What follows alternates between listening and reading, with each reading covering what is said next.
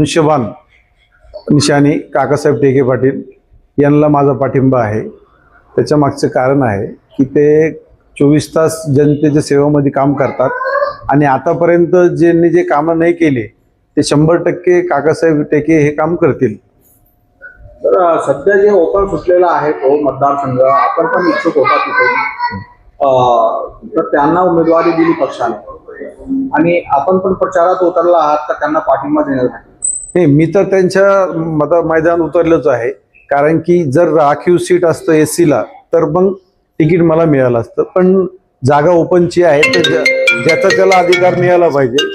त्याच्यामुळं जे आहे तर माझा पाठिंबा माझ्या समाजाचा, माझ्या मित्र परिवाराचा व माझ्या सहकाऱ्यांचा सर्वांचा पाठिंबा काकासाहेब टेके पाटीलला आहे आणि बौद्ध समाज हा पूर्ण काकासाहेब टेकेंच्या पाठीमागे राहणार आहे आणि धनुष्यबाणला मतदान करणार आहे। आता काय काम आहे त्यांचं, त्यांना निवडून द्यावं?